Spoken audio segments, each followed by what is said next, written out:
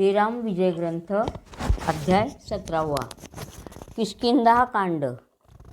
हनुमंताची भेट, सुग्रीवाशी मैत्री आणि वालीचा वध.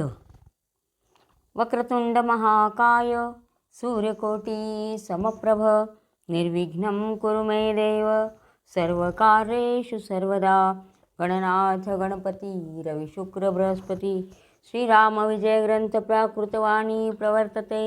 श्रोता वक्ता सावधाना भवन्तु.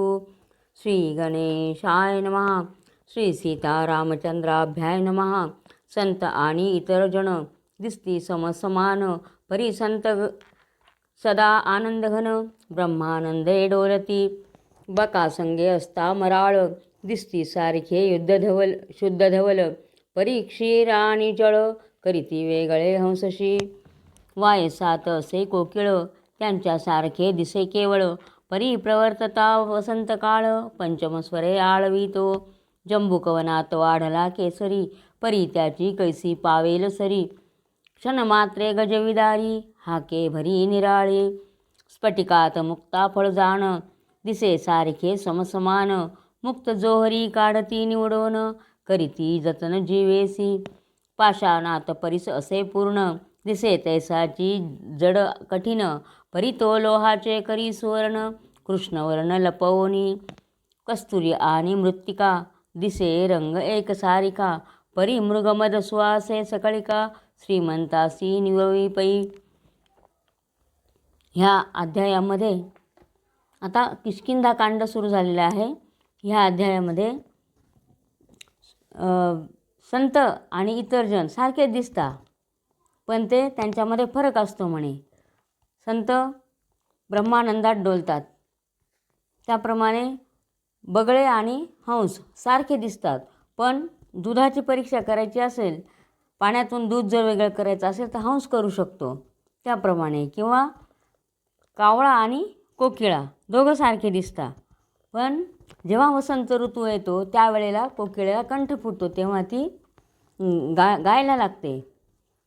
तसं कोल्ह्यांचं वन आहे, त्याच्यामध्ये सिंह वाढलेला आहे, पण तो त्या कोल्ह्यांमध्ये मिसळतो का, तर नाही. त्याप्रमाणे स्फटिक आहे आणि त्याच्यामध्ये मुक्ताफळ ठेवलेलं आहे. ते सारखे दिसतात, पण जो असतो परीक्षक जो असतो तो मुक्ताफळ हे स्फटिक निवडूनच काढतो त्याप्रमाणे. आणि पाषाणांमध्ये पाषाण आणि परीस सारखेच दिसतात, पण पाषाण हे लोखंडाचं सोनं करत नाही आणि परीस सोनं करतो, असा हा फरक आहे म्हणे त्याच्यामध्ये. तसं कस्तुरी आणि माती सारखीच दिसते, पण ती कस्तुरीला सुगंध येत असतो त्याप्रमाणे. तक्र दुग्ध एकवर्ण परी दुग्ध गोड सकळासी मान्य तैसी संतांची रूपे जाण इतरांसमान न म्हणावी. ताक आणि दूध सारखंच दिसतं, पण दुधातली गोडी ताकाला येत नाही. त्याप्रमाणे संतांचे रूप अनेक असतात, ते इतर मनुष्यासारखे नसतात. ऐसे संत आनंदघन राम विजय परम पावन करावया बैसले श्रवण अति आदरे करोनिया. असे हे संतांप्रमाणे जे श्रोते आहेत ते आनंदाने रामविजय कथा ऐकायला बसलेले आहेत म्हणे. आता किष्किंधा कांडा कमळावरी क्रीडेल वाग्देवी भ्रमरी तरी तो सुरसंतरी सदा चतुरी साठवी जे. तो किष्किंधा कांड म्हणजे हे एक प्रकारचं कमळ आहे आणि त्याच्यावर सरस्वती जणू एखादी वाग्देवी आहे. सरस्वती रूपी भ्रमरी आपलं वाक्चातुर्य चालवते म्हणे त्याच्यावर. त्याप्रमाणे तर चतुर असे जे श्रोते आहेत त्यांनी हे अंतःकरणात साठवावं म्हणे. षोडशोध्यायी कथा परिकर पंपा सरोवरी रघुवीर आला जलद गात्र ध्याय त्रिनेत्र जयाते. तो ऋष्मुक पर्वतावरी उभे 5 वानर ते अवसरी किंवा ते 5 केसरी स्वलीला उभे ठाकले. तर ऋष्मुक जो पर्वत होता त्या पर्वतावर 5 वानर उभे होते. ते नुसते वानर नव्हते, तर ते 5 सिंह होते एक प्रकारचे म्हणे. की कनकाद्रीची रत्ने मंडित पंचशृंगे विराजित की उगवले पंचादित्य उदयाचळी एकदा. तर जसे 5 जणांच्या डोक्यावर रत्नखचित मुकुट असतात त्याप्रमाणे असे हे 5 जण उभे होते त्या ह्याच्यावर वृष्णुंग पर्वतावर उभे होते. वृक्षमुख पर्वतावर उभे होते तिथं, की असं वाटत होतं की 5 प्रकारचे सूर्यच उगवलेले आहेत एकदाच. की साह्य वावया रघुत्तमाते अवतरली पंचमहाभूते की ते पंचायतन शोभते ऋषमुख पर्वतावरी, की जसं काही ते रामरायाला साह्य करण्याकरताच आलेले आहेत. ते पंपा सरोवराचे तिरी श्रीराम स्फटिक शिळेवरी सौमित्रीचे मांडीवरी शिर ठेवून पहुडला. तर ती स्फटिक शिळा होती, त्याच्यावर लक्ष्मणाच्या मांडीवर राम डोकं ठेवून झोपलेले होते.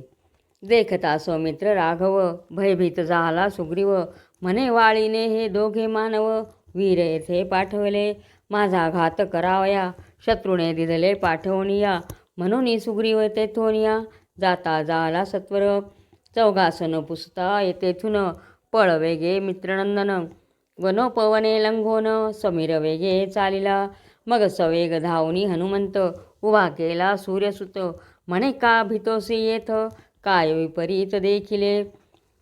तर त्यांनी त्या 5 जणांनी बघितलं ह्या दोघांना तिथं झोपलेलं, स्फटिकाच्या शिळेवर डोकं ठेवून. सौमित्र लक्ष्मणाच्या मांडीवर डोकं ठेवून राम आणि लक्ष्मण तिथे होते.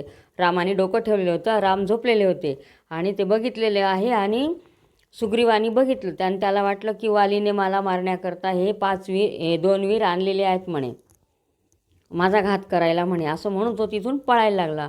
मग मारुती त्याला जाऊन धरतोय, अरे का पळतोय म्हणे मी हे दोघं बघ म्हणे कसे वीर आणलेत म्हणे मला मारायला, हे माझा नक्की घात करतील म्हणे, असं त्या सूर्यपुत्राला म्हणजे सुग्रीवाला सांगितलेलं आहे मारुती. घाबरू नको म्हणे.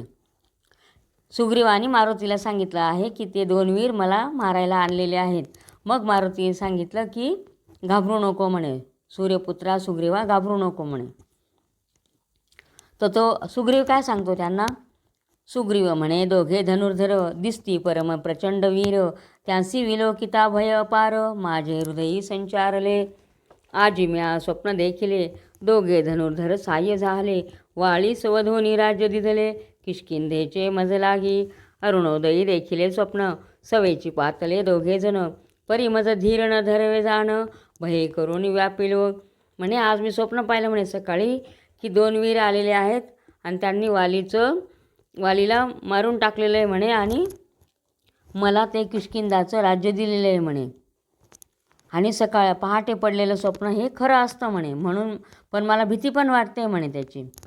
यावरी बोले वायुनंदन आम्ही असता चौघे प्रधान, कृतांताची शिक्षा लावून तुझला रक्षू सर्वता, तरी हे पंपा तिरी दोघे जण बैसले वीर दैदिप्यमान, की बृहस्पती आणि सहस्त्रनयन तैसे दोघे दिसती, की एक तपस्वी एक उदास, एक औदार्य एक धैर्य विशेष, एक पुण्य एक यश तैसे दिसते दोघेही. तर म्हणे जसं काही एक हे म्हणे बृहस्पती आहे आणि एक इंद्र आहे म्हणे, सहस्त्रनयन म्हणजे इंद्र आहे त्याप्रमाणे, आणि एक औदार्य म्हणजे उदार आहे आणि दुसरा धैर्यवान आहे म्हणे, त्याप्रमाणे एक पुण्य आहे आणि एक यश आहे, त्याप्रमाणे हे दोघं मला भासता आहेत म्हणे, असं सांगायला लागला तो. की एक ज्ञान एक विज्ञान एक आनंद एक समाधान, की एक सगुण एक निर्गुण दोन्ही स्वरूपे हरीची. तर एक आनंद एक समाधान एक सगुण एक निर्गुण असे दोघं विष्णूचेच रूप दिसत आहेत म्हणे.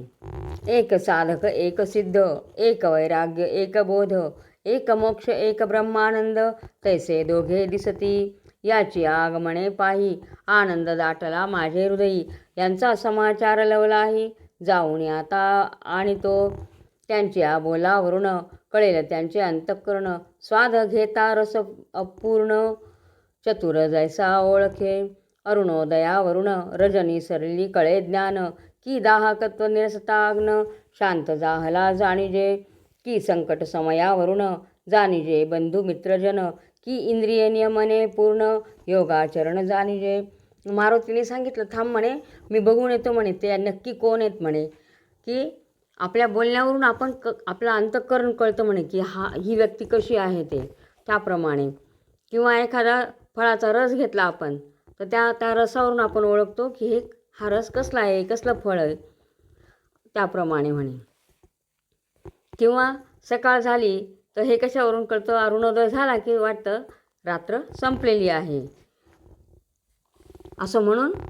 किंवा संकट समयाला आपल्याला मित्र बंधू कोण मदत करतात, त्यांची मनं कशी आहे हे आपल्याला संकट समयीच कळतं म्हणे. त्याप्रमाणे म्हणे मी आता बघून येतो की ते व्यक्ती कशी आहे ते, असं म्हणून मारुती त्यांना बघायला चाललेला आहे. की दयेवरून कळे शांती, की तर्कावरून कळे धृती, की वेदांत श्रवणे निवृत्ती, दशा बानिली जाणीजे, की प्रेमरसावरून भक्ती, की निरपेक्षेवरुणी विरक्ती, की पावला द्वयमुक्ती, इह परत्री जाणीजे.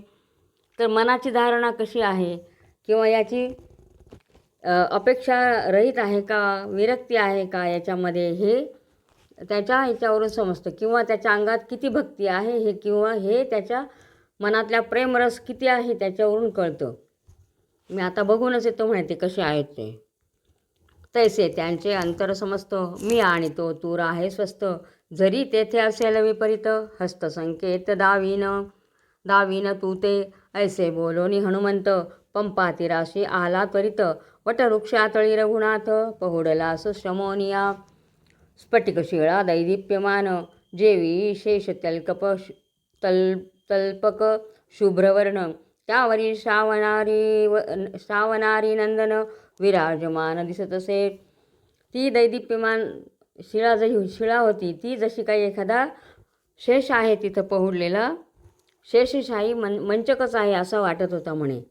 आणि त्याच्यावर कोण झोपलेलं होतं, श्रावणारी म्हणजे ज्यांनी श्रावणाचा वध केला त्याचा मुलगा, म्हणजे दशरथाचा मुलगा श्रीराम, असं. तव त्या वटावरी हनुमंत. मग हनुमंत आता त्यांची परीक्षा बघतोय, हे नक्की कोण आहेत, कसे आहेत ते. तव त्या वटावरी हनुमंत, कौतुके करुणी उड्डाण करीत, लक्षोनिया रघुनाथ, हर्षे दावी वाकुल्या, ऐसा देखोनी वानर, सौमित्रासी दावी रघुवीर, पैल पाहे तो कपिवर, पंचशर तोडरी असे, झळकता हेम कौपिन, वज्रबंधने न चळे मदन, माझे चित्त स्नेह करुण, यासी देखोनी भरले असे. तर ते मारुती आलाय वरती, आणि जे वटाचं झाड होतं त्याच्यावरती जाऊन रामाकडे बघून वाकुल्या दाखवत होता. मग तेव्हा बघितलं रामाने आणि सुमित्राला दाखवलेलं आहे, बघ म्हणे हा जो माकड आलेला आहे वरती, तर तो नक्कीच कोणीतरी पुण्यवान आहे म्हणे. आणि त्याची जी सुवर्ण लंगोटी बांधलेली आहे म्हणे त्याने, तीसुद्धा मला दिसते म्हणे, ती गुप्त होती, ती रामाला दिसत होती. मातेचे वचन हनुमंत, आठवी तेव्हा हृदयात, जो ओळखे कौपिन गुप्त, तोची स्वामी तुझा असे. आणि त्याच्या आईने सांगितलेलं होतं अंजनीने, की जो तुझी ही कौपिन म्हणजे लंगोटी आहे ती ओळखेल, ती गुप्त होती, तर ती जो ओळखेल तो तुझा खरा स्वामी आहे म्हणे. तो प्रत्यय आला सकळ, परी माझे अद्भुत बळ, हा दिसतो सो कोमळ, तमाल नीळ साजरा. पण म्हणे हे कसं शक्य आहे, हा तर एक मनुष्य आहे म्हणे, कोमल असा नाजूकसा, आणि मी एवढा मोठा प्रतापी आहे म्हणे, तर कसं काय शक्य आहे म्हणे हा माझा स्वामी होणं. तो प्रत्यय आला सकळा, परी माझे अद्भुत बळ, हा दिसत सो कोमळ, तमाल नीळ साजिरा, शिष्या परीसा आगळे बळ, गुरुस असावे बहुसालो, मग वटशाखा मोडोनीस बळ, रामावरी टाकिले. म्हणे शिष्यापेक्षा गुरूंना बळ जास्ती पाहिजे म्हणे, आता यांची परीक्षाच घेतो म्हणे, असं म्हणून त्या वटाच्या फांद्या तोडून यांच्यावर टाकायला लागला राम लक्ष्मणांवर. ते देखता उर्मिला जीवन, चापासी वेगे चढविला गुण, मग बोले कौसल्यानंदन, स्थिर आहे नावेक, बाळ कौतुके पाहे साचार, त्यावरी काय टाकसी शर, तो उताना पहुडला रघुवीर, तव शाखा सत्वरा आली वरी कोदंड दंडे ते अवसरी, शाखा ताडिली वरच्यावरी, ते उडवणी गेली अंबरी तृणतुल्य ते धवा. आणि मग त्यांनी जशा फांद्या तोडून टाकल्या तर ते लक्ष्मणाला राग आला. त्याने लगेच धनुष्याला बाण लावलेला आहे. मग राम म्हणे बाण नको लावू म्हणे. अरे बाळ खेळतं तर आई त्याचं कौतुकच बघते म्हणे. त्याप्रमाणे तू बघ म्हणे आता मी काय करतो. आणि जसं त्या फांद्या आल्या तर रामाने धनुष्याचं जो दांडी होती त्या दांडीने वरच्यावर उडवून लावल्या, जसं काही एखादी गवताची काडी आहे त्याप्रमाणे. आणि काही वृक्षपाशान वरी टाकी वायुनंदन तेही कौसल्या गर्भरत्न कोदंडे करून उडवीत. मग गरजोनी हनुमंत सोडी तेव्हा पंचपर्वत परी नवठेची रघुनाथ कौतुके हासे ते काळी. मग दगड आणले, मोठे मोठे झाडं आणले आणि रामावर टाकत होता तो हनुमंत.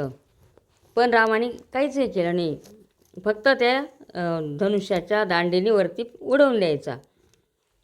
आणि तो हनुमंत मोठ्या मोठ्याने गर्जना करायला लागला. मग 5 असे पर्वत आणले आणि ते रामावर टाकायला लागला. पण राम स्थिरच होते तरीसुद्धा ते हसत होते. आणि मग मात्र हनुमंताने बघितलं. मग रघुनाथे एक बाण चापासी लाविला न लागता क्षण 5 पर्वत पिष्ट करून बाणे गगन भेदित. शरपिसारा लागला किंचित वेगे ओढून गेला हनुमंत गगनी गरगरा भोवत प्राण होय कासावीस. वातचक्री पडता तृण ते भूमीसी न पडे मागुतेन त्या परी वायुनंदन कासावीस होतसे. मग त्यांनी बघितलं 5 डोंगर त्यांच्या अंगावर टाकल्यावर रामाने जुबान सोडला आणि त्या डोंगरांचं पीठ करून टाकलं. आणि तो बाणाचा जो मागचा पिसारा होता तो फक्त त्या मारुतीला लागला. आणि लागल्यानंतर मारुती हवेमध्ये गर फिरायला लागला. त्यावेळेला त्याचा प्राण असा हे व्हायला लागला, काय होईल बुवा आता माझं म्हणून कासावीस झाला तो. आणि जसं काही गवताची काडी जशी भोवऱ्यामध्ये अडकते वादळाच्या, त्याप्रमाणे हा मारुती तिच्या चक्रामध्ये सापडलेला आहे. जनक पवन धावे ते समयी आत्मज धरिला दृढ हृदयी म्हणे बारे शरण लवलाही रामचंद्रासी जाई का. मग त्याचा मारुतीचा पिता पवनच आहे. मग त्यांनी लगेच त्याला जवळ धरलेलं आहे आणि सांगितलेलं आहे की आता तू रामाला शरण जा म्हणे. हा अवतरला शेषशाही जान क्षीराब्दीचा जावाई दृढ लागे त्याचे पायी काया वाचा मानसे. तर हा विष्णू आहे म्हणे, प्रत्यक्ष समुद्राचा जावाई आहे म्हणे हा विष्णू. तर तू त्याला नमस्कार कर म्हणे आता. मग श्रीरामासी हनुमंत येऊनी लोटांगण घालित मागुती उठवणे धरत श्रीरामचरण सप्रेमे उठवनिया रघुवीर धरिला वायू हृदय धरिला वायू कुमर एक जाहले हरिहर जय जयकार करिता ती. आणि मग हनुमंत खाली आले आणि नमस्कार केलेला आहे रामाच्या. आणि रामाने हनुमंताला पोटाशी धरलेलं आहे. आणि जसं हरी म्हणजे विष्णू आणि हर म्हणजे शिव म्हणजे मारुती, हे यांचे जसे एकत्र आलेले आहे, जसे हरी आणि हर, त्याप्रमाणे वाटत होतं. श्रीराम म्हणे हनुमंता जो वरी शशी आणि सविता तो वरी अक्षयी होई तत्वता बलार्णव अद्भुत तू. म्हणे मग रामाने सांगून टाकलं की जोपर्यंत सूर्य आणि चंद्र आहे तोपर्यंत तू प्रचंड बळाचा सागर होशील म्हणे, तोपर्यंत तू बलवान होशील राहशील. कैकेयी हस्तीचा पूर्णपिंड अंजनी हाती पडला अखंड तो हा वीर जन्मला प्रचंड राघवा होनी पूर्वीच. तर कैकेयीच्या हातातून जो पिंड घारीने नेलेला होता तो अंजनीच्या हातात पडला आणि हा मारुती जन्माला आलेला होता म्हणे रामाच्या आधी. असो जोडोनी दोन्ही कर हनुमंत उभा आहे समोर म्हणे हे राम करुणा समुद्र जगदुद्धार दीनबंधो हे राम भुवन सुंदरा हे राम जनक जावरा हे राम नव पंकज नेत्रा पुराण पुरुषा जगदात्मया. परमभक्त जाणोन हनुमंतासी भेटला लक्ष्मण करी धरुण वायुनंदन सीता वल्लभे बैसविला. रामचरण चुरी मारुती म्हणे रघुवीरा एक विनंती पैल वृषमुखू पर्वती वसे कपिपती सुग्रीव अभयवर देशील त्याते तरी आता भेटवीन तयाते बहुत कार्य तयाचे निहाते पुढे साधेल श्रीरामा. वरती मग हनुमंत रामाची स्तुती केलेली आहे हनुमंतानी. आणि मग हा कोणीतरी रामाचा परमभक्त आहे असं म्हणून लक्ष्मणाने हनुमंताची त्यांनी भेट घेतलेली आहे. आणि मग मारुती रामाचे पाय दाबत बसलेला आहे आणि विनंती करताय मारुती की त्या ऋषमुख पर्वतावर चला म्हणे, तिथं सुग्रीव आहे, तो तुमची वाट पाहत आहे म्हणे, तो तुम्ही त्याला साह्य करा म्हणे. मग बोले रघुनंदन, सुग्रीव हा कोणाचा कोण, हनुमंत सांगे पूर्वकथन. सावधान परिसावे कमलोद्भव करिता ध्यान, प्रमोदक बिंदू नेत्रीहून अंजुळीत पडताची पूर्ण, वृषराजा जन्मला. तर विष्णू एकदा ध्यान करत असताना त्यांच्या डोळ्यातून अश्रू पडले म्हणे ओंजळीमध्ये, आणि त्याच्यातून हा ऋषराजा जन्माला आलेला आहे म्हणे. तो ब्रह्मयाचा प्रिय नंदन, वानरवेश बळ गहन.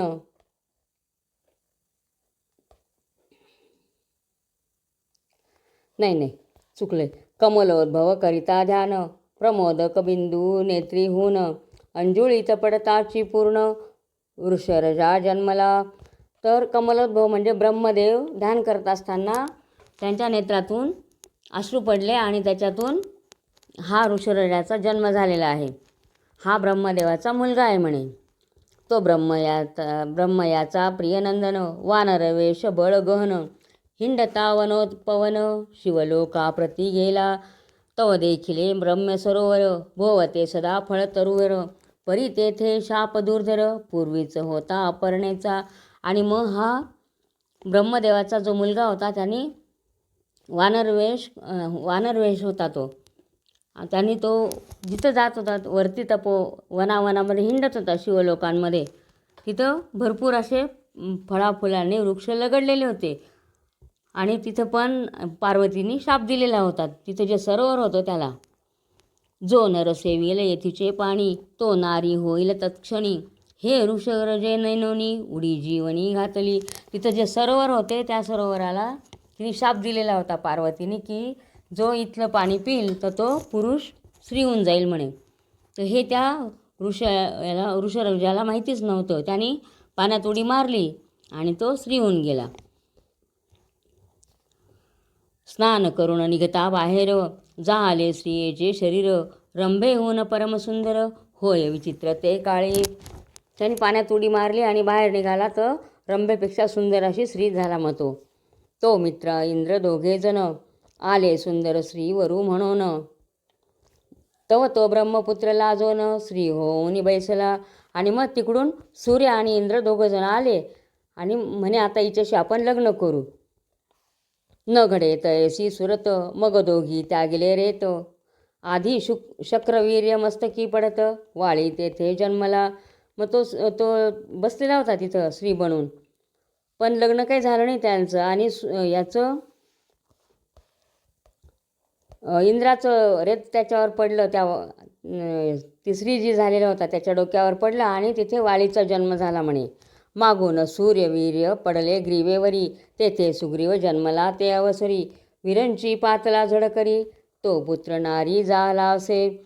आणि ते सूर्याचं जे हे पडलं त्याच्या वीर्य त्याच्या जिभेवर पडलं, तिथून सुग्रीव जन्माला आला. असे ह्या दोघा भावांचे जन्म झालेले आहे. आणि नंतर ते मुलं जन्माला आले आणि विरंचीचा म्हणजे ब्रह्मदेवाचा मुलगा होता तो नारी झालेला होता, तो तिथंच होता.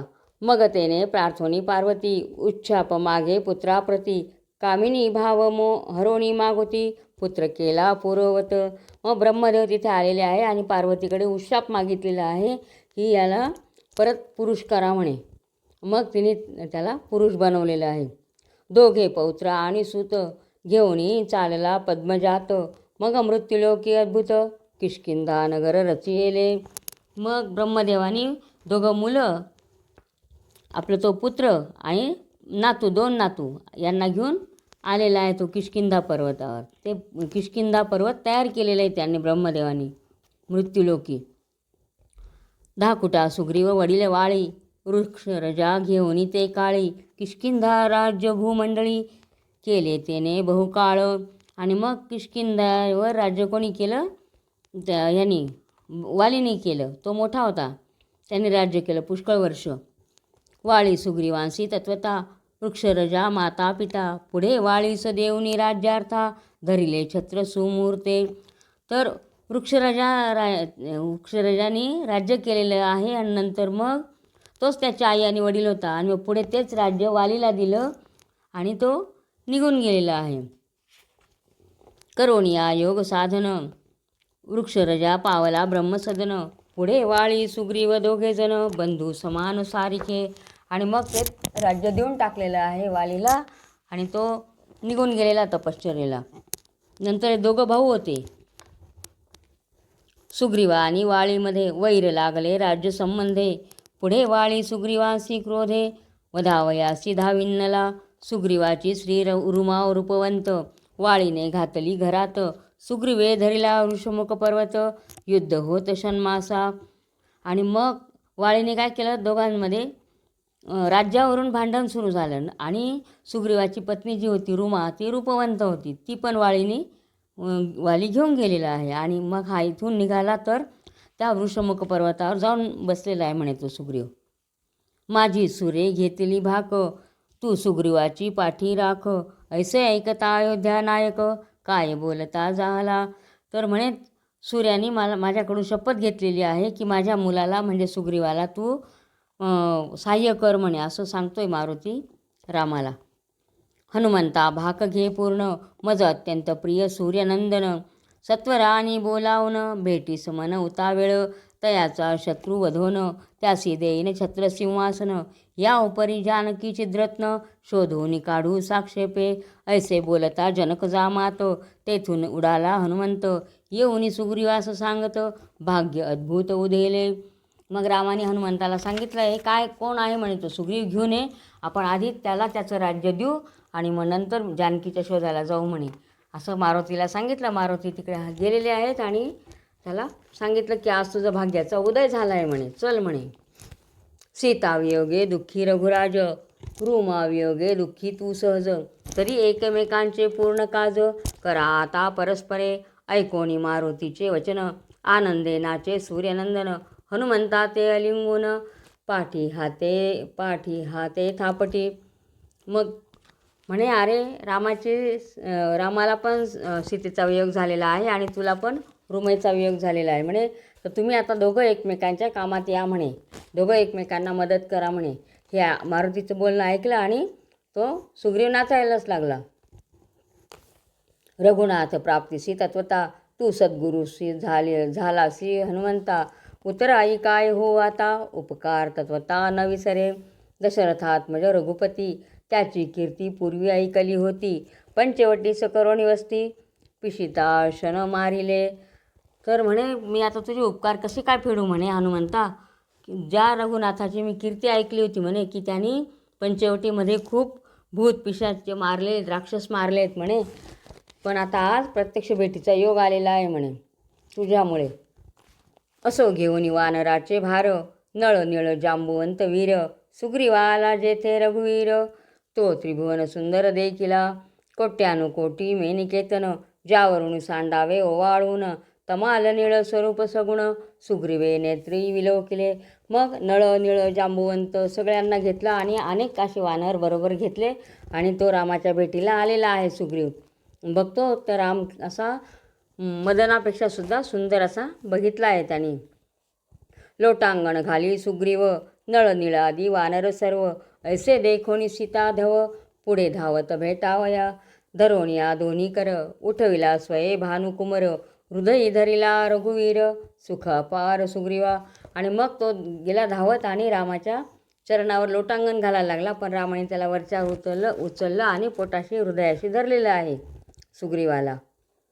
अत्यंत झाला क्षुधातूर तया भेटला क्षीरसागर की दरिद्रियासी अपार द्रव्य घरी सापडले की आळशाचे गृह शोधित कल्पवृक्ष आला अकस्मात की चुकले बाळक भेटत जननी येसी प्रीतीने. एखादा उपाशी म्हणे त्याला जसं क्षीरसागर भेटला किंवा एखादा आळशी आहे त्याच्या दाराशी कल्पवृक्ष अकस्मात उगवला त्याप्रमाणे त्याला वाटत होतं, किंवा एखादा बाळ आईला भेटतंय त्याप्रमाणे सुग्रीव रामाला भेटत होता.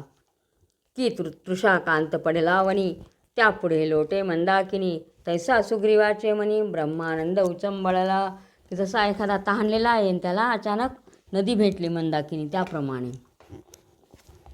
जीव शिव एक भाव तैसे भेटीचे वैभव. तेव्हा अभिमानारूढ देव सुमन संभार वर्षिती. आणि त्यांच्या भेटीचा जो आनंद आहे तो वरुण देवांनी बघितला आणि पुष्पवर्षाव केलेला आहे. नळ निळ जांबुवंत आणि वानर समस्त तयांसी रघुत्तम आलंगित. आनंद गगनी न समाये हनुमंत तये वेळी परिसले वृक्ष डहाळे. मध्ये अग्निसीम साक्ष ठेविले दोहींकडे बैसविले दोघे जण. आणि नळ निळ जांबुवंत सगळ्यांनी रामाला नमस्कार केलेला आहे. आणि मग हनुमंतानी झाडांचे डाळ्या आणल्या आणि त्यांच्यामध्ये अग्नीला साक्ष ठेवलेलं आहे आणि दोघांना दोघा बाजूला बसवलेलं आहे. सुग्रीवा आणि रघुनाथ उभयतास म्हणे हनुमंत एकमेकांचा कार्यार्थ सहाय्य हो निसाधावा. रघुवीर म्हणे राज्य आणि दारा सोडवून देतो रवी कुमारा.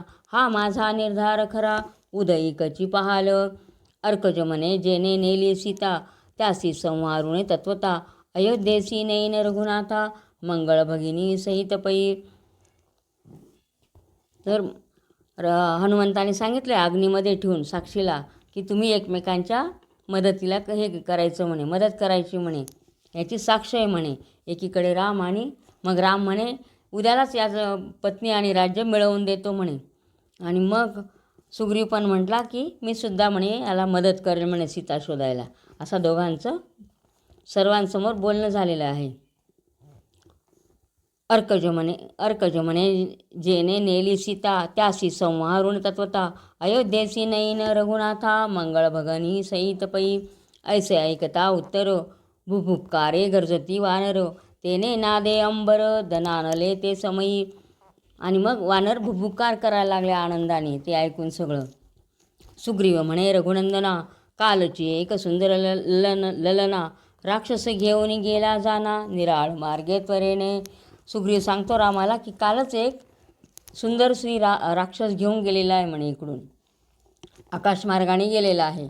आम्ही समस्ती देखील नयनी आक्रंदत करुणावचनी. म्हणे रामा धाव निर्वाणी चाप पाणी करुणा करा. क्षणभरी म्हणे सौमित्रा धाव धाव परम पवित्रा. मागुती म्हणे स्मरारी मित्रा राजीव नेत्रा धाव वेगी. तर ती रामाला आणि लक्ष्मणाला पण हाका मारत होती म्हणे. आधी रामाला हाक मारायची, नंतर लक्ष्मणाला हाक मारायची, परत रामाला हाक मारायची. असं आम्ही ऐकलं म्हणे काल म्हणे. असं ते वानर आणि ते सगळे सुग्रीवन ते सांगतायत. तिने उत्तरीय वस्त्र फाडोनी आभरणे टाकिली बांधोनी. आम्ही ती ठेवली जतन करुणी राम ऐकोनी विस्मित. म्हणे तिने तिच्या पदरामध्ये वस्त्र हे करून दागिने बांधून इथं खाली टाकले म्हणे आमच्याकडे. म्हणे नवल सांगती वानर सत्वरा आणवी अलंकार. घेऊन आला वायुकुमर देत रघुवीरा करी तेव्हा. तवलवला हे ग्रंथी सोडितो आभरणे ओळखली समस्त. आहा प्रिय म्हणून रघुनाथ शरीर टाकी धरणीवरी. आणा म्हणे पटकन कोणते दागिने आहेत ते. मग मारुतीने ते आणले आणि रामाजवळ दिले. रामाने लगेच ते ओळखले, हा म्हणे हेच आहे. आणि ते दागिने बघून अलंकार बघून रामाला अजूनच रडू यायला लागलं आणि अजून शोक करायला लागला राम. आठवणी सीतेचे गुण विलाप करी रघुनंदन. धावोनी या लक्ष्मण धरी चरण रघुपतीचे. लक्ष्मणासी म्हणे रघुवीर सखया ओळखे अलंकार. राम म्हणे निरंतर जनक ज्या अंगी होते ते. सौमित्री अलंकार घेऊनी सादर होऊ दे होऊनी पाहे नयनी. म्हणे ही नुपुरे सीतेचे चरणी ओळखली म्या साचपई. नुपुरे ओळखली साचार वरकडने नेमी अलंकार. राम म्हणे निरंतर जनकात्मजा लेत होती. मग रामाने ते अलंकार घेतले आणि लक्ष्मणाला सांगितलं ओळख म्हणे हे सीतेचेच आहेत का असं. मग लक्ष्मण सांगतोय म्हणे या दागिन्यांमध्ये मला तर याच्यातले काहीच मला ओळखू येत नाही म्हणे. फक्त तिच्या पायातले जे नुपूर आहेत तेच मला फक्त घुंगरू आहे साकळ्या आहेत त्या मला फक्त ओळखू येतात म्हणे. कारण फक्त मी पायच बघितलेले आहेत म्हणे सीतेचे. मला तिच्या अंगावर कोणते अलंकार आहेत ते मला काही माहीत नाही म्हणे. कारण राम सांगत होता की हे अलंकार ती रोज घालत होती म्हणे. पण लक्ष्मण म्हणे मला काही माहीत नाही म्हणे. सौमित्र म्हणे सीता माऊली म्या कधी नाही विलोकिली. त्रिकाळ नमनाचे वेळी नुपुरे चरणी देखिली म्या. ऐसे बोलता लक्ष्मण आनंदला रघुनंदन. म्हणे बारे तू दिव्यरत्न वैराग्य वैरागरीचे. मग म्हणे तो म्हणे मी सीतेला जेव्हा नमस्कार करायला जायचो तेव्हा ते बघितलेले म्हणे तिच्या पायामध्ये आई म्हणून नमस्कार करायचो तेव्हाच फक्त बघितले म्हणून ते मला ओळखू आले. तेव्हा मग राम त्याला आनंद झाला रामाला आणि त्याने सांगितलं तू खरंच म्हणे वैराग्यरूपी खाणीतील रत्न आहे म्हणे. तू भक्त सरोवरीचा राजहंस की ज्ञानमुक्त फल मांदूस की शत्रू विपिन हुताश सदा निर्दोष सूर्य जैसा. तर तू ज्ञानरूपी मोत्याची पेढी आहे म्हणे जणू काही, किंवा शत्रुरूपी अरण्यात अग्निप्रमाणे आहे म्हणे तू, आणि तू काया वाचा मनाने सर्व शुद्ध आहे म्हणे तू. असं म्हणून लक्ष्मणाला जवळ धरलेलं आहे.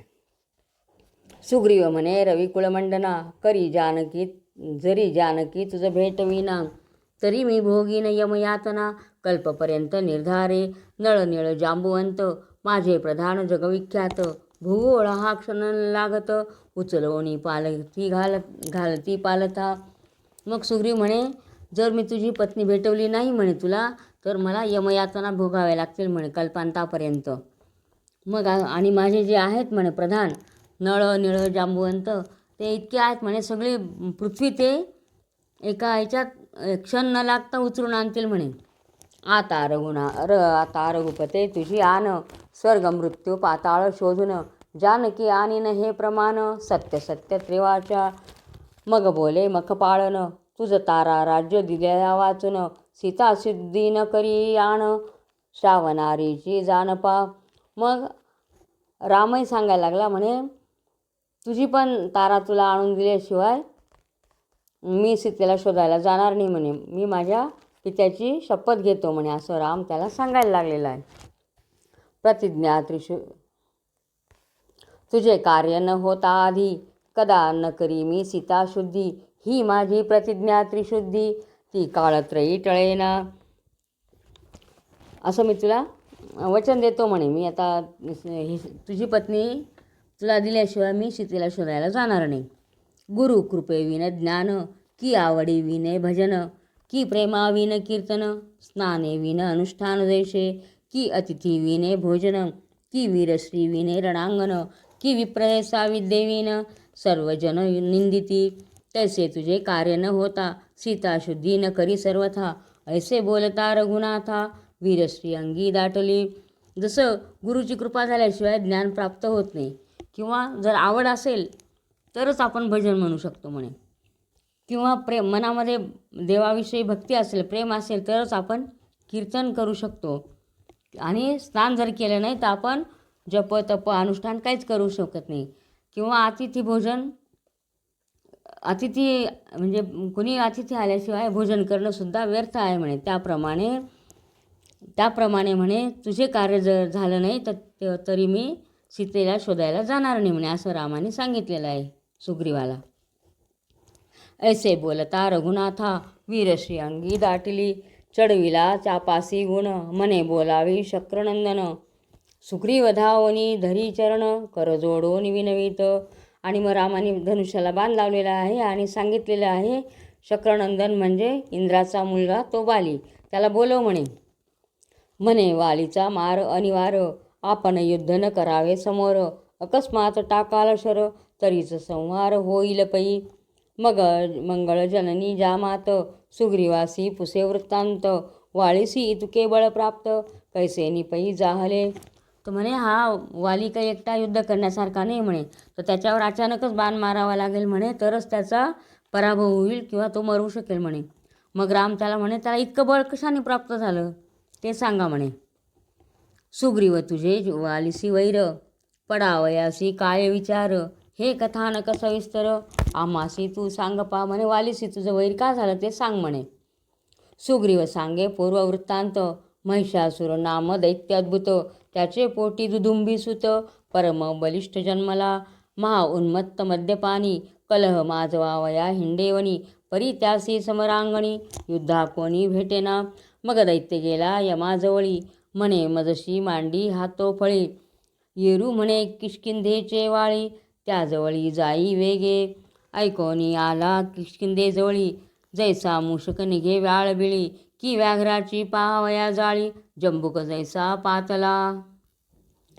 दैत्य हाक फोडी तयवेळी, ऐकिता धाविनला वीर वाळी, जैसा मृगेंद्र कव घाली, मातंग दुरी देखता.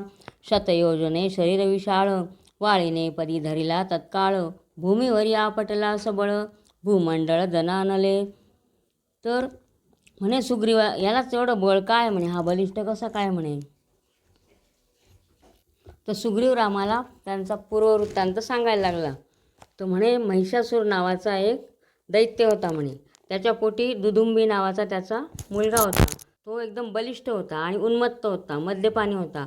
तो सगळ्यांना त्रास देत इकडे तिकडे फिरायचा म्हणे. तरी त्याला वाटायचं माझ्याशी कोणीतरी युद्ध करावं, पण युद्धाशी कोणी तयार होईना. मग तो गेला यमाकडे. यमाला म्हणे तू माझ्याशी कुस्ती कर. मग यमाने पाठवलं म्हणे तू वालीकडे जा म्हणे, वालीच तुला पूर्ण उरणार आहे असं म्हटलं. आणि तो किष्किंधेजवळ आलेला आहे. किष्किंधा नगरीजवळ आला आणि त्याला आवाज देतोय त्या वालीला. ऐकोनी आला किष्किंधेजवळी, जैसा मूषक निघे व्याळबिळी, की व्याघ्राची पहावया जाळी, जंबुक जैसा पातला. जसं सापाच्या बिळाजवळ हे उंदीर गेलेला आहे त्याप्रमाणे, किंवा वाघाच्या गुहेत कोल्हा गेला आहे त्याप्रमाणे हा तिथं दैत्य हाका मारायला लागला. दैत्य हाक फोडी तयवेळी, ऐकता धाविनला वीरवाळी, जैसा मृगेंद्र कव घाली, मातंग दुरी कथा. शतयोजने शरीर विशाळ, वाळीने परी धरला तत्काळ, भूमीवरी आपटला सबळ, भूमंडळ दनानले. आणि वाली आला बाहेर आणि तो इतका बलिष्ठ होता, त्याने त्याला एवढं मोठं 100 योजने दूर शरीर, असं 100 योजने लांब असं शरीर त्याचं विशाळ, ते त्याने वालीने धरलं, पायाखाली दाबलं आणि जमिनीवर आपटलं त्याला उचलून. आणि त्याच्या त्या आवाजाने अख्खं नभामध्ये दणदणाट झालेला आहे. काय येतून गेला प्राण, मग प्रेत त्याचे भवंडोन, रागे दिदले भेरकावून, वृषमुख पर्वतावरी. आणि ते प्रेत त्याने घेतलं आणि गरगर फिरवलं. वरती तो वृषमुख पर्वत होता त्याच्यावर फेकून दिलेला आहे. शतयोजने कलेवर, ऋषीचे आश्रम मोडले समग्र, तेथे मुख्य मातंग ऋषीश्वर, तेने शाप दिधला. तर तिथं ऋषींचे आश्रम होते, ते तर त्या प्रेताच्या ह्याच्याने मोडले. आणि तिथं जे ऋषी होते मातंग, त्यांनी मग शाप दिलेला आहे. या पर्वता स्पर्शता शक्रनंदन, तत्काळ जाईल त्याचा प्राण, दुदुंबीचे प्रेतवरी जाण, पडले आहे अद्यापी.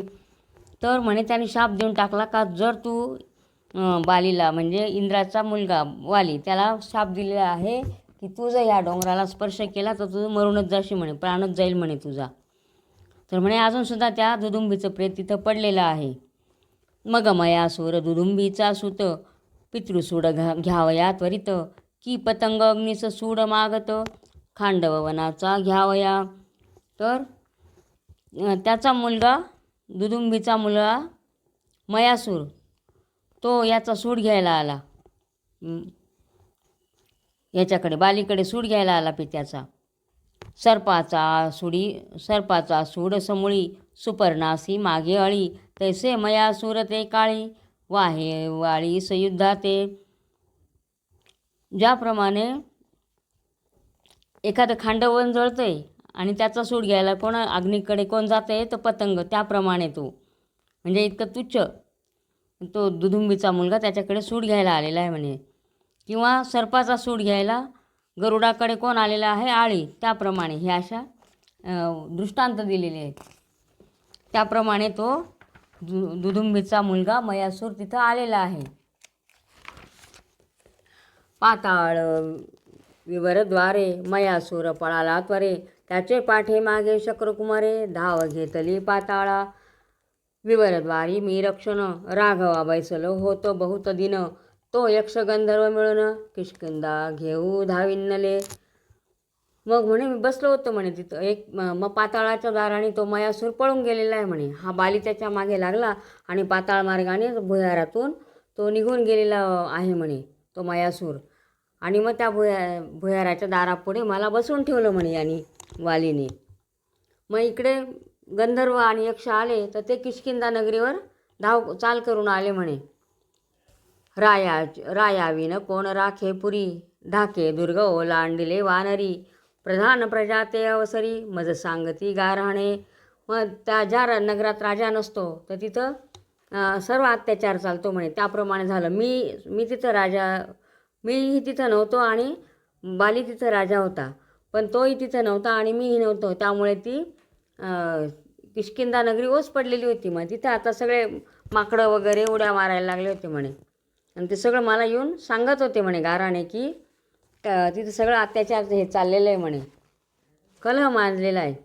मग विवरमुखी ठेवणी पर्वत, किष्किंधेस पातल त्वरित, शत्रू आटोनी समस्त, प्रजा सुखी राहिल्या.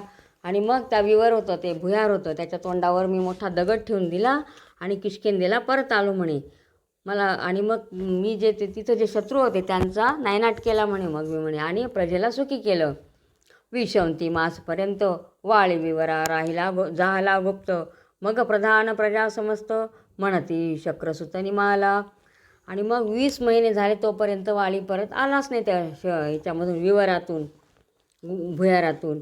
मग लोकांना वाटायला लागलं की 20 महिने होऊन गेले, वाळी आता काही परत येणार नाही म्हणे, तिकडेच गेला वाटतं म्हणे, हा मेला म्हणे.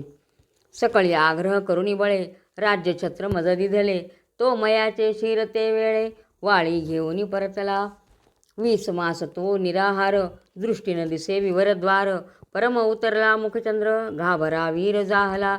आणि मग त्या मयासुराला त्यांनी मारून त्याचं मुंडकं घेऊन तो आला आणि पाहत होतं काय तर विवरातून बाहेर यायला जागाच नाही. त्याच्या तोंडावर दगड ठेवलेला होता आणि तो निराहार पण होता, उपाशी पण होता तो बाली. उगवला असता उष्ण कर, किंचित दिसो लागले द्वार, मग नखानेच नग समग्र, उलथोनिया पाडीला. आणि मग तो आला, रात्र होती तोपर्यंत त्याला काही दिसत नव्हतं. थोडं थोडं सूर्याची किरण यायला लागले आणि त्याला दरवाजा कुठे ते दिसलं आणि मग नखाने त्याने तो दगड बाजूला सरकवला म्हणे, उलथून बाजूला पाडलेला आहे. हर्षे गर्जना केली थोर, तेथे नादावले अंबर, परी मज लागी चिंता अपार, बहु झाली ते काळे, म्हणे बंधू हा दैत्यांनी मारिला, घाबरुणी किष्किंधेशी पातला, तो मज राज्यपदी देखिले डोळा, परमक्षोभला ते काळे. बालीला पाहून सर्व हे माकड वगैरे जे प्रजा होती ती गर्जना करायला लागली. पण सगळ्यांना आनंद झाला, पण मी बघितलं, पण मी घाबरलो म्हणे मनामध्ये की आता हा किष्किंधेचं राज्यावर तर मी बसलेलो आहे, हे मला बघितलं आणि बालीला खूप राग आलेला आहे. म्हणे महापर्वत घालुनी, मज कोंडले दाटुनी, म्या मरावे हे तुझे मनी, सिंहासनी बैसावया, स्नेहाविने बंधुवर्ग जाण, त्या गावा आहे शास्त्रप्रमाण, दुर्मुख श्रियसी टाकून, संन्यास ग्रहण करावा. तर म्हणे ज्या भावाविषयी प्रेम नाही म्हणे तर त्यांनी हे करावं म्हणे, शास्त्राप्रमाणे त्याचा त्याग करायला पाहिजे. किंवा एखादी भांडखोर स्त्री असली, पत्नी असली भांडखोर, तर तिला टाकून द्यावं म्हणे आणि संन्यास ग्रहण करून घ्यावा म्हणे, असं शास्त्रात सांगितलेलं आहे. गुरु त्याजी जे ज्ञानहीन, प्रीतीविने मित्रजन, ऐसे बोलोनी शक्रनंदन, शस्त्र घेऊन धाविन्नला. गुरु जवळ ज्ञान नसेल तर त्याचा त्याग करायला पाहिजे. मित्रांजवळ जर प्रेम नसेल तर त्या मित्रांचा सुद्धा त्याग करायला पाहिजे. त्याप्रमाणे म्हणे तू माझा विश्वासघात केलेला आहे म्हणे, तू आता असं म्हटलं आणि शस्त्र घेऊन माझ्या अंगावर तो बली धावून आलेला आहे म्हणे. मग हे नळ निळ जांबुवंत, प्राणसखा माझा हनुमंत, मज घेऊनी पळाले त्वरित, ठाव निश्चित नेदी कोणी, हिरोणी घेतली बळेची दारा, नित्य येऊनी करी मारा, मग ऋष्मुक पर्वती सीतावरा, केला थारा आम्ही येथे. आणि मग मारुतीनी यांनी आम्हाला तिथून पळवलं म्हणे आणि ह्या पर्वतावर आणलं की इथं शाप मिळालेला होता त्याला. वाळीस येथे असे शाप, या लागी राहो सुखरूप, सा माणसा युद्धामुप, दोघांसी हो तर उत्तमा, आम्हा दोघां समान बळ, परी त्याचे गळा विजय माळ, तेने याचा प्रताप सबळ, शत्रुसी पळ सुटतसे, विकट विषम ताल सात, एकेची बाणे जोने छेदी निविषात, त्याचे हाते वाळीस मृत्यू, भविष्यपूर्वी केले हे. आणि म्हणे त्याच्या गळ्यात विजयाची माळ आहे म्हणे, म्हणून त्याला बळ जास्ती आहे म्हणे. आणि हे केलेले म्हणे भविष्यच झालेलं आहे की राम येईल आणि याला एकाच बाणामध्ये त्याचा शिरच्छेद करणार आहे असं. ऐसे बोलला सूर्यसुत धनुष्य योजी अवनिजा कांत, अर्धचंद्रबाण चैत आकर्णवरी ओढोनी, मांडी दृढ देहुडे ठाणे, पाठीशी उभा लक्ष्मण, त्याचा चरणांगुष्ठ रघुनंदन, पायाखाली रगडिला दडपिता शेष चरणांगुष्ठ, सप्तही ताड जाहले नीट, एकाची बाणे ते सपाट, सातही केले राघवे. तर बाणाला त्यांनी अर्धचंद्राकार धनुष्य असं लावलेलं आहे आणि लढाईला सुरुवात झालेली आहे. हे जो उचलील पुरुषार्थी, वाळीचा मृत्यू त्याचे हाती, चरणांगुष्ठे रघुपती, प्रेत ढकली ते धवा, सात ताड शेषपृष्ठीवरी, या लागी नीटावले ते झडकरी, तो दुदुंबीचे प्रेत ते अवसरी, मित्रसू ते दाखविले. मग ते त्या वृषमुख पर्वतावर दुदुंबीचं प्रेत होतं ते याने सुग्रीवाने दाखवलेलं आहे रामाला. आणि म्हणे जो कोणी हे एका याच्याने उचलेल ते प्रेत, तर त्याच्या हाताने वालीचा मृत्यू होणार आहे म्हणे. चरणांगुष्ठाने म्हणजे पायाच्या अंगठ्याने जो ढकलेल त्याच्या हातानेच मृत्यू येईल म्हणे वालीचा, असं सांगितलेलं आहे म्हणे. तेही तृणप्राय उडोन, पडिले दिगंतरी जाण, अद्भुत प्रताप देखोन, सुग्रीव चरणी लागला. मग रामाने ते पायाने लोटलेलं आहे आणि तो पण प्रताप सुग्रीवाने बघितला आणि त्याने रामाच्या चरणावर लोटांगण घातलं. मग म्हणे चाप पाणी, सुग्रीवा तू किष्किंधेशी जाऊनी, वाळी ते पाचारोनी आणि समरांगणी युद्धाते.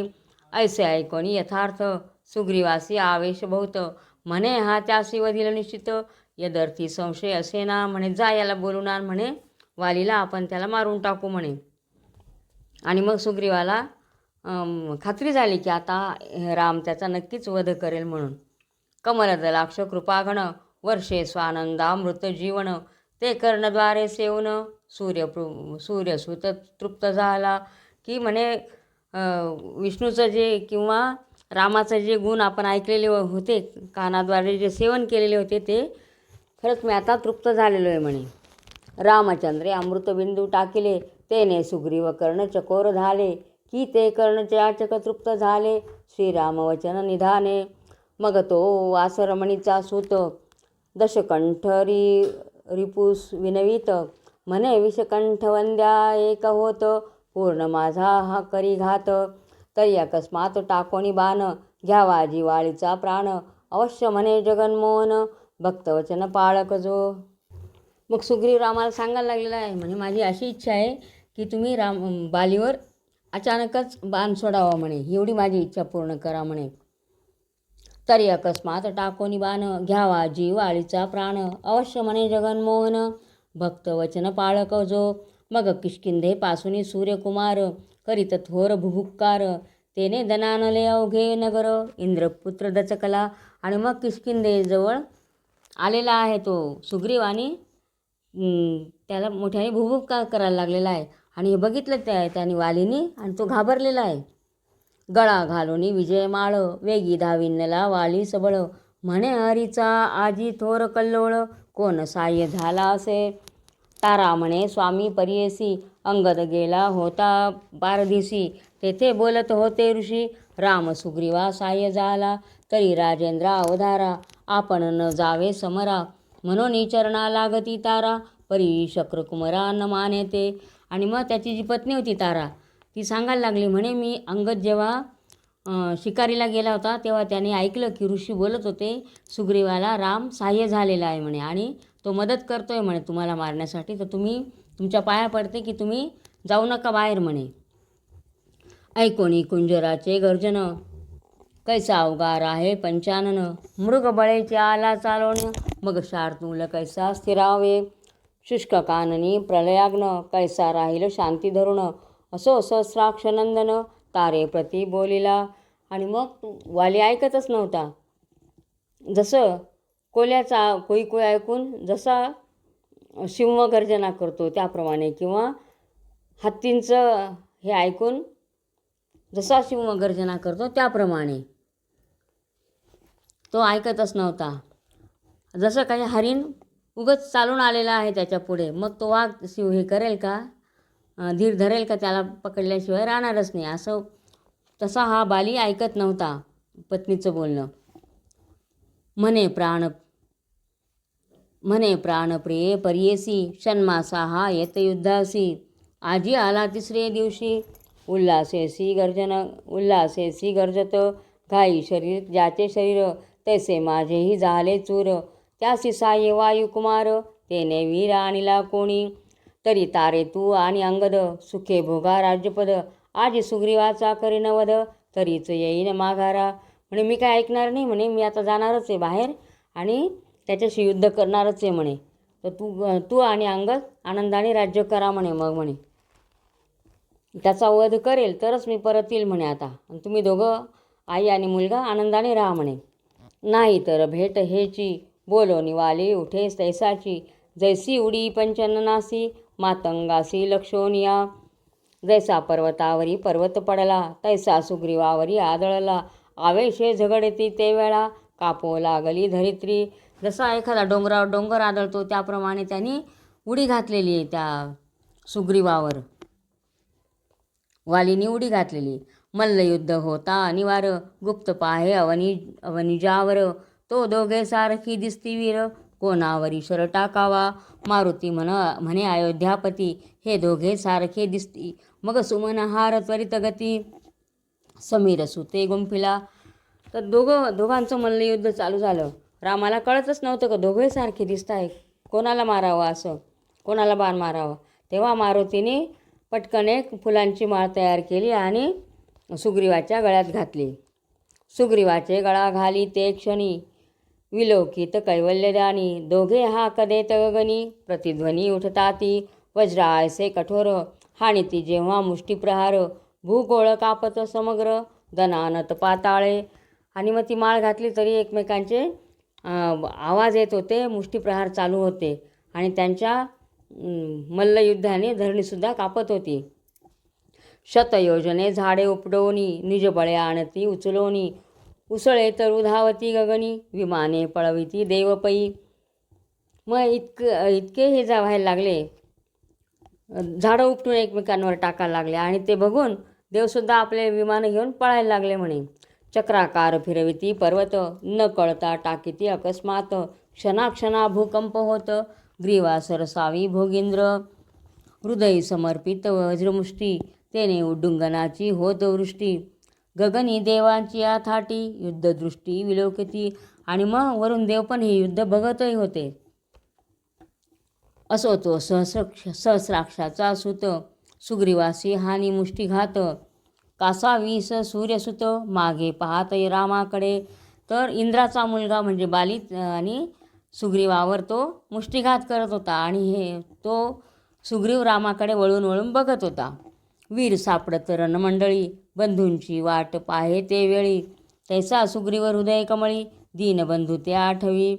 जसं रणांगणाच्या वेळेला भाऊ भावाची वाट पाहतो त्याप्रमाणे सुग्रीव रामाची आठवण काढत होता. म्हणे कानसरे माझा भोग, कृपा न करी अवनिजा रंग, जो विषय कंठ हृदय पद्मभृंग, दशकंठ दर्पण दमन, जो रावणाचा वध करण्याकरता आलेला आहे, असा तो राम अजून माझा का सहाय्य करत नाही म्हणे. असो इकडे कौशल्यानंदन, तुणी रातून ओढी दिव्य बाण, जैसी कल्पांत मेघातून, चपळा बाहेर निघे पै. आणि मग रामाने बघितलेलं आहे आणि धनुष्यातून बाण काढला आणि लावला आहे धनुष्याला, भात्यातून बाण काढला आणि धनुष्याला लावलेला आहे. जसं वीज निघते त्याप्रमाणे तो निघालेला आहे बाण. धनुष्याशी लावूनी बाण, लक्ष साधले दुरोण, वाळीचे हृदय येऊन अकस्मात खडतरला, बाण लागला सतेज, जैसी गिरीवरी पडे वीज, की काद्रवे देखता अरुणानुज, येऊन झडपी जैसा का. जसं साप बाहेर दिसल्यावर गरुड जसा झेप घालतो त्याप्रमाणे ती वीज पडावी, त्याप्रमाणे बाण रामाला याला लागलेला आहे, वालीला येऊन अकस्मात त्याच्या हृदयात घुसलेला आहे तो रामाचा बाण. जसं एखाद्या पर्वतावर वीज पडावी त्याप्रमाणे, किंवा गरुडाने सापावर झेप घ्यावी त्याप्रमाणे. की अभाग्यावरी धाड पडे, की राहुमुखी शशी सापडे, की तपस्वियावरी साकडे, नसतेची येऊ आदळे.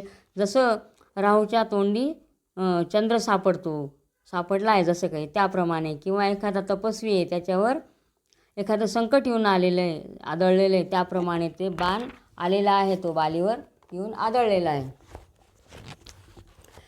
की तृतीय नेत्रींचा अग्न मनमथावरी पडे येऊन, तैसा वाळीचे हृदयी बाण एकाएकी संचरला. जसं कामदेवावर शंकराचा तिसरा नेत्र उघडल्यावर अग्नी येऊन पडला त्याप्रमाणे तो बाण आलेला आहे. महावृक्ष उन्माळीला, की पर्वतभूमीवर आदळीला, तैसा वाळीने देह टाकीला, भूमंडळ ते काळी. वाळीचा देहांत जाणोनी, जवळी आला चाप पाणी, इंद्र तनुज ते क्षणी, काय बोलता झाला. आणि मग वालीने असा देह, एखादा वृक्ष उन्मळून पडावा त्याप्रमाणे त्याचा देह पडलेला आहे, आणि तो खाली पडल्यानंतर राम वालीजवळ आलेले आहेत. तू क्षत्रिय एकपत्नीव्रती, दुसरी वरिली का अपकीर्ती, अन्याय नसता रघुपती, बाण व्यर्थ का टाकीला. तर तो रामाला बोलायला लागलेला आहे वाली, म्हणे तू क्षत्रिय आहे म्हणे, एकपत्नीव्रत आहे म्हणे, तुझं ही दुसरी अपकीर्ती नावाची पत्नीशी लग्न केलं का म्हणे, तू माझा अन्याय नसताना तू मला बाण उगाच का मारलेला आहे म्हणे, असं सांगायला लागला तो. तू सत्यवचनी यशवंत, महाप्रतापी रणपंडित, तुझी अपकीर्ती त्रिभुवनात, झाली सत्य राघवेशा, न हटकिता टाकीला शर, मग बोले जानकीवर, मर्कटा तू केवळ वनचर, तुझं कासया हटकावे. तर म्हणे तुम्हाला आधी सावध केलं नाही, आणि तू माझ्यावर बाण टाकलेला आहे म्हणे, तुझं सत्यवचनी आहे म्हणे, आणि तू असं का केलेलं आहे म्हणे, तुझी अपकीर्ती होईल म्हणे त्रिभुवनात. तेव्हा राम त्याला सांगतायत की तुला काय हटकवायचं म्हणे, तुला काय सांगायचं, तू एक वनचर आहे म्हणे, पिशाच आहे म्हणे तू एक प्रकारचा म्हणे. वीर असेल त्यासी हटकावे, वनचरांसी गुप्तची वधावे, पारधीय मृग साधावे, पाचारावे कासया. तू परमान्यायी वानर, बंधुश्री अभिलाषी अनाचार, म्या दुष्ट दंडावया अवतार. घेतला असे मर्कटा, म्हणे तुला काय सांगायचं, तू म्हणे अरे म्हणे वनचरांची जो हत्याच करावी लागते म्हणे, वीर असेल ना त्याला सांगायचं म्हणे सावध हो, मी आता बाण मारतोय असं. आणि जे वनचर असता म्हणे, प्राणी असता म्हणे दुष्ट, त्यांना तर मारावंच लागतं म्हणे, आणि तू तर फार अन्याय केलेला आहे म्हणे, तू तुझ्या भावाची स्त्री घेऊन आलेला आहे म्हणे, असा तो दुष्ट आहे म्हणे माकडा, म्हणे मी तुला मारलं हे बरंच केलं म्हणे. ऐसे ऐकता ते काळी, हृदय सद्गद झाला वाली, म्हणे मी पावन जाहलो ये वेळी, तुझे हस्ते राघवा, थोर सुकृताचे पर्वत, दृष्टी भरी देखला रघुनाथ, माझे सार्थक झाले यथार्थ, नाही अंत निज भाग्या. आणि मग त्याला कळालं, आणि मग वालीने पण म्हटला की आज तुझे चरण मी बघितले म्हणे, मी भाग्यवान आहे म्हणे की तुझ्या हाताने माझा मृत्यू झालेला आहे. येच मार्गी जनकनंदिनी, दशग्रीव गेला घेऊनी, मी त्यासी आणि तो बांधोनी, एक क्षण न लागता, कक्षे माझी दाटून, चतुसमुद्री केले स्नान, पालखावरी आणून, अंगदाच्या बांधिला. आणि मग तू परमान्याय म्हणे हे ऐकलं, आणि वाळीच आहे